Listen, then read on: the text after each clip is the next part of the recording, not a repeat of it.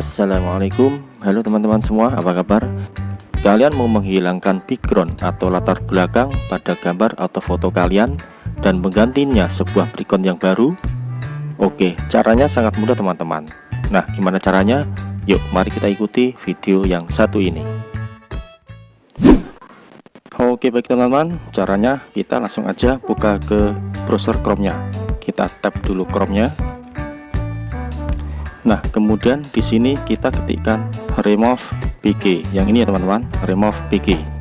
Kita klik, kemudian kita klik lagi remove PG-nya.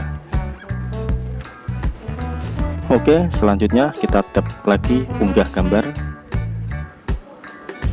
Kemudian kita klik yang gambar ini. Lalu kita klik selesai.